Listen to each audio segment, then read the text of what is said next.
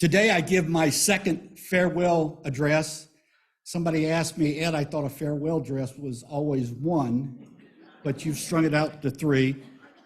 My third farewell sermon will be next Sunday, and then the following Sunday we will have a farewell to Ed service where others will speak, and then that will be the end of it. And you will be so tired of farewell sermons and services by the time we are done that there will be outcries of, please make it stop. And mutterings of, when is this guy gonna leave? But for now, I am still in that mode of farewell sermons where I'm saying things I want to say pertaining to your future as I see them. My comments are my own opinion only. Last week, I spoke about my belief that our potential membership as a religious movement, nationally, regionally, and right here in Winston-Salem, is much greater than we can imagine, and we currently imagine. I went step by step through a process of calculating the number of people who are likely to be potential members of a religious movement like ours, discounting again and again, discounting those who, even in the last group, who might be interested in us, would not be tending to go to any religious organization. I cut and I discounted and I discounted. And I very conservatively calculated through a step-by-step process that the number of people in our country who would potentially be interested in us is 15 million people. I contrasted that with the fact that we are currently a religious movement of 250,000 people. There's a gap there. I suggested that part of the problem is that we are stuck in a paradigm of identity that was forged in the 1950s by those people who created congregations like this one, who were wonderful people and did wonderful things. But we now need to grow another paradigm of who we are and what our potential is. We are a radically inclusive, welcoming, religious community which is attuned to the spirit of the times, and especially attuned to the spirit of the younger generation, and in harmony with the trends of society that we can see in research such as that provided by the Pew Research Center. There is a big need for UU congregations to be bigger, for there to be more of them, and to have a bigger impact on society. Society needs more of us. Would you agree with that statement? There is a failure of imagination to dream and hope for something bigger than what is. We, despite all of our protestations that we are an open, investigative group of people, we are sitting inside a box created by others long ago and don't see outside of that box. But let me turn to another subject. And this subject has to do with certain beliefs we have as a community which undermine our growth, which add to our dysfunctions and our ability to function in a healthy way, to stay strong and to grow. One of these beliefs is the idea that if a group of good people came together, and you are surely a group of good people, if a group of good people came together, then there could never be any problems that would arise because you're such good people. You can look around and see good people everywhere, wonderful people who do things for their community, who have a good heart, who care about others. And there is a widespread belief among UU congregations, this and everywhere I've been and everywhere I've known about, where people have this assumptions, UUs have this assumption. We don't have to care about how we govern ourselves. We don't have to look carefully at defining the roles of everybody, like the board, the minister, the staff people, the lay leaders of any kind. We don't need to worry about that because we will have a spontaneous combustion of love and peace when we're merely with and near one another. And I want to assure you that this belief, which is held by many, even some present here, is like a stroke of death to our religious movement. It is what stifles our growth. It is what hinders us. It is what adds to our dysfunctions. It is what cripples us.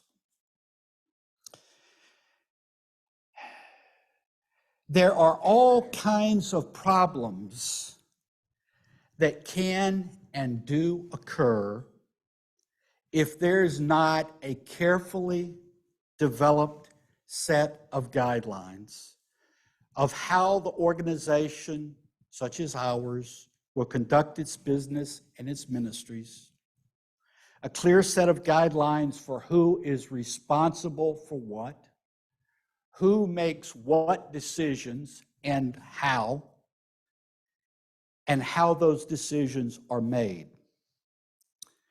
This includes the degree of care which goes into the choice of leaders and how leaders are chosen and trained. Who is on the board of a congregation like this is of equal significance as the decision-making process which went into the choice of your wonderful minister. And if a congregation takes its eyes off these issues, if it takes the lackadaisical attitude of everything we do can be worked out because we are such good and wonderful people, problems will occur. And when problems occur, what will happen is some people will be scapegoated as the source of those problems. And as difficulties arise, people begin to believe and really believe that someone is being bad and they need to be punished or expelled. The reality is, the larger a group, the greater the need and care for the methods and means of ensuring group stability and smooth functioning. When a group of people get beyond 150, they are flirting with fragility as a coherent group because human beings naturally have a hard time adjusting to a group of people larger than 150. The failure to understand this simple truth and to practice the implications of it is the ruination of many congregations, some of which, a considerable number of which, I know very well. It is the cause of stunted growth of many UU congregations. UU congregations generally fall short of their potential, the potential inherent in their great people, the potential inherent in their great ministers, because of these issues I have described. Fortunately, during this interim ministry period, these issues have been addressed and resolved in a constructive way, and may it stay that way. Don't be fooled, however. Don't be fooled by excitement and giddiness. No matter how smart you are, no matter how noble your intentions, no matter how loving the intentions of your heart, if a congregation does not take these issues seriously, they are going down. It's only a matter of time. UU congregations are fragile. And one of the reasons for this is that people do not get or understand the simple thing I just said. And here's another twist to the story. The majority of people in any congregation does not have the time or the energy or the regard to care about these issues I just said. So those who are able to care about them, you know who you are. I hope you are aware. Allow me to share another belief I have acquired over the years and with the experience here as well. There's often a failure to realize that congregations encompass a wide range of needs. Some people care only about music, and it helps that you have such wonderful music here at this congregation. Some people only care about education for their children. Some are primarily interested in the friendships they can create and maintain. Some see a congregation as a refuge from the storms of life. Some people see a congregation as the warm arm of love and compassion, which they feel they need so desperately. Some people see a congregation as a place of spirituality, as a place to show them a better way, a higher road. Some people see a UU congregation as a lifelong learning center. Others see the UU congregation as a launching pad for social action initiatives which are dear to their heart. A congregation is never, ever just one of these things. It is all of these things at the same time. If people try to make it just one of these things to the detriment of the other things, problems arise. Another belief is this, but before I get into another belief, is anybody warm?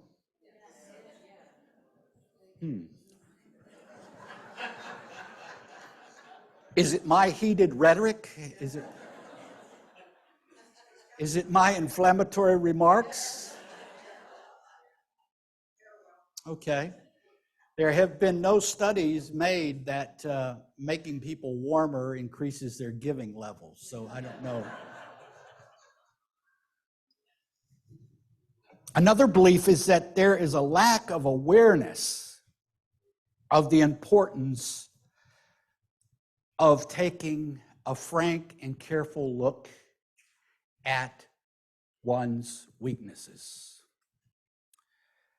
One of the lessons of modern psychology is that we all need to increase the strength of our strengths, but to be aware of our weaknesses as persons, and only by that can we grow.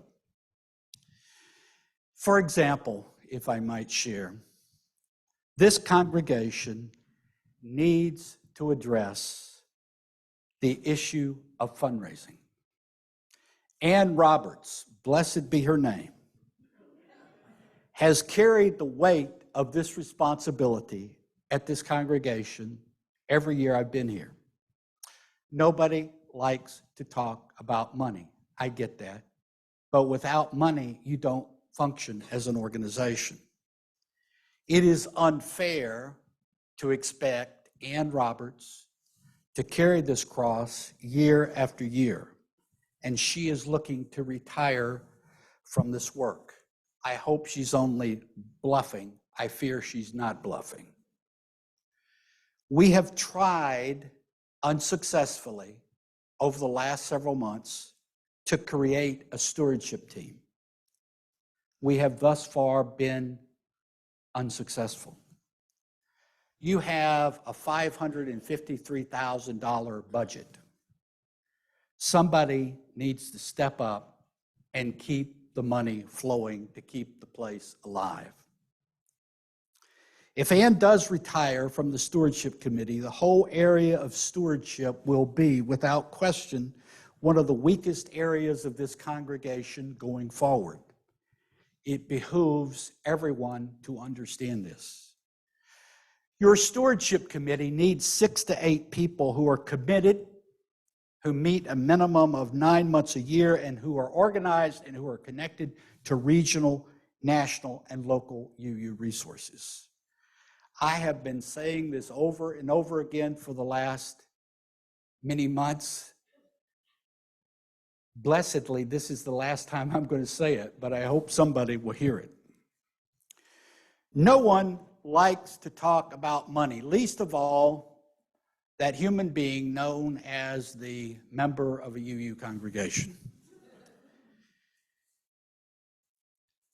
I hope people understand this. It's great to have a loving community. It's great to have a wonderful minister. It's great to have a wonderful feeling in the community, but without money, your functioning will be crippled. You are in great financial shape right now, but things could change without leadership taking up the cause of fundraising. We are having a stewardship meeting open house on Monday, tomorrow. It has been advertised in What's Up. We sent an invite to 12 or 13 people to attend. I encourage you, if you feel the call, to participate. In closing, I have one thing to share, or rather, it's a question. How are you going to manage your growth? 45 people approximately joined this congregation over the last year.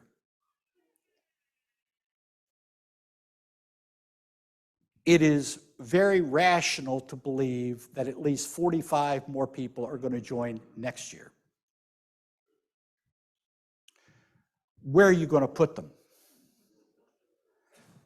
Does anybody remember several weeks ago during candidating week? And this place was packed. And there was no room, I don't think, to park a car out here. Well, what you saw then is what you're going to see in the fall. Where are you going to put these people? Or are you going to have to erect a sign out there that says, I'm sorry, we're full, go back home? Now, consultants for growth that work with churches say that when a worship space like this is 80% full, then your growth is stymied. Why? Because new people come into that space, see a full room, and say, or almost full room, and say, there's no room for me, they really don't need me. Bear in mind, people who are new to a congregation are looking for a human connection. And many UUs are introverted anyway, so they don't really like, something that can turn them away has a powerful effect. One of the greatest things that's happened over the last year is we've been able to have this Zoom congregation every week that's enabled, facilitated growth. So now we have 40 or 45 people who are off-site. But what are you going to do with the people? Because congregations in these situations usually go to 2 services, like 2 on Sunday morning or 1 on Saturday night and 1 on... Somebody's enthusiastic about Saturday night. And I know one church in Wisconsin that has 1 service on Saturday night and 2 on Sunday. And they're all different. But you know what? To do that is a change. Did you know that UUs don't like change? I hate to shock you with that news, but that's the case. And that also involves a lot of logistical changes. But what are you going to do? Are you just going to say, this wonderful thing we've spent decades cultivating, we're now going to have a cutoff? We say no more. Or are you going to be radically welcoming? But there's another nuance to growth, and that is emotional and psychological. Because when new people come into a congregation, they bring new energy, new perspective, a new take on what's happening? And will you as a congregation be genuinely open, or at least tolerant, but welcoming of the energy and perspective new people bring? Because new people want to do different things than what has happened in the past. How receptive will you be toward that? I overheard someone say about a new member, what does he see in us? Because the he being referred to had a different spiritual, psychological, and emotional perspective than the person who had been here for several decades.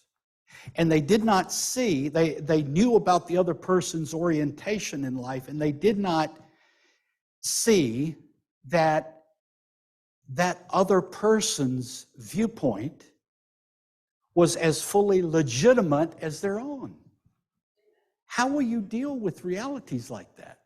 So there's psychological and there's spiritual and there's emotional barriers, as well as the physical and logistical issues.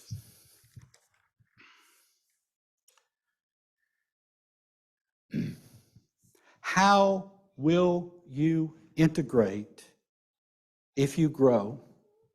And how will you maintain yourself amid all the changes that are likely to happen?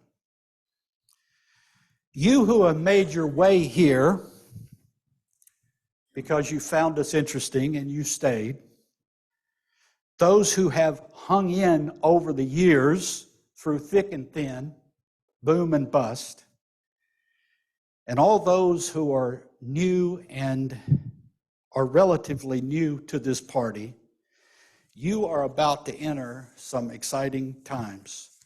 I look forward to watching how your adventure plays out.